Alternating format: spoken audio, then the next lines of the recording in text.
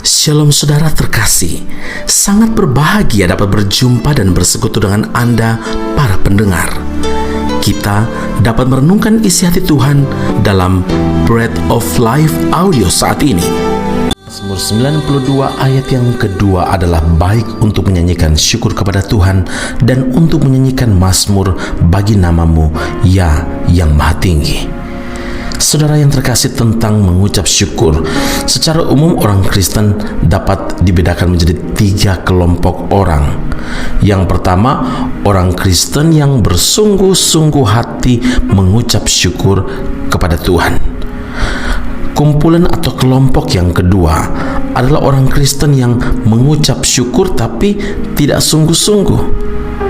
Kumpulan atau kelompok yang ketiga adalah orang Kristen yang tidak tahu mengucap syukur. Pertanyaannya, kita ini termasuk dalam kumpulan atau kelompok yang mana, saudara? Tentunya kita masih ingat kisah 10 orang kusta yang minta disembuhkan oleh Tuhan Yesus dalam Lukas 17 ayat 11 hingga ayat 19.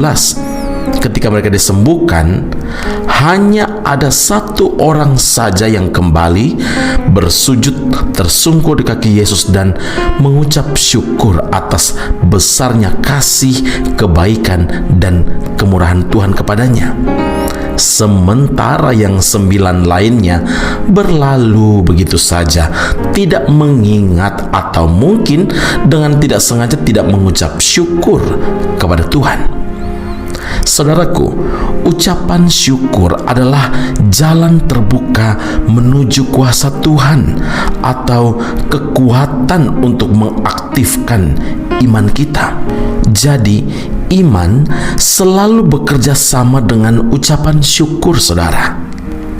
Kolose 2 ayat yang ke-7 firman Tuhan berkata, hendaklah kamu berakar di dalam Dia dan dibangun di atas Dia.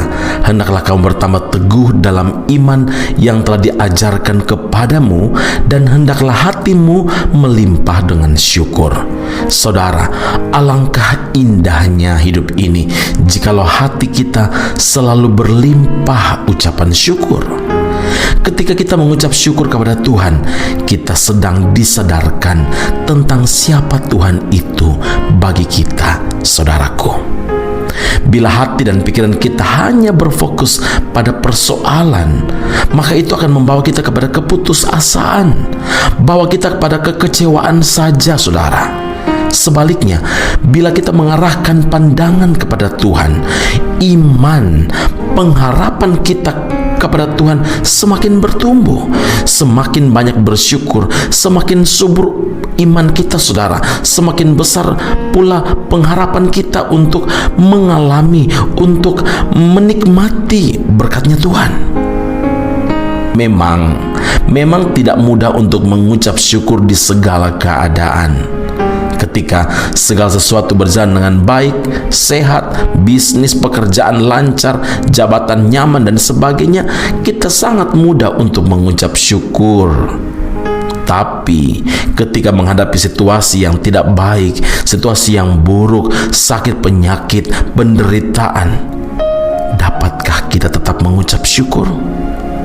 Ingatlah, saudaraku, 1 Tesalonika 5 ayat 18, Alkitab mengingatkan kepada saudara dan saya untuk mengucap syukurlah dalam segala hal, sebab itulah yang dikehendaki Allah di dalam Kristus Yesus bagi kamu. Saudara, bersyukur adalah langkah awal untuk mengalami berkat Tuhan. Amin. Mari kita berdoa. Bapa di sorga, kami berterima kasih untuk firman Allah yang bukan hanya mengajar kami, tetapi sekaligus menegur kami untuk kami harus belajar dan berusaha untuk mengucap syukur dalam segala hal, karena itulah yang Tuhan kehendaki. Hidup kami terkadang begitu mudah untuk berkata terima kasih dan memuji-muji Tuhan ketika semuanya berjalan lancar, ketika doa-doa didengar, ketika harapan-harapan terwujud. Tetapi apabila semuanya belum terwujud dan bahkan serasa doa tak terjawab, muncullah keputusasaan dan kekecewaan karena kami tidak memandang kepada Tuhan, tapi kami memandang pada persoalan. Kami semakin lemah, iman kami pun semakin redup. Dan hari ini Tuhan, firman Allah meneguhkan kembali kami. Kami harus bangkit. Engkau inginkan kami berakar di dalam Engkau, dan iman kami bertambah teguh di dalam Tuhan, dan hati kami melimpah dengan syukur. Terima kasih banyak Tuhan Yesus. Terima kasih Roh Kudus, Bapa yang baik, Allah yang hidup.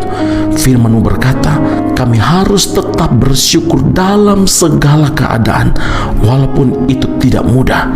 Tetapi bersyukur adalah langkah awal supaya kami mengalami kasih karunia dan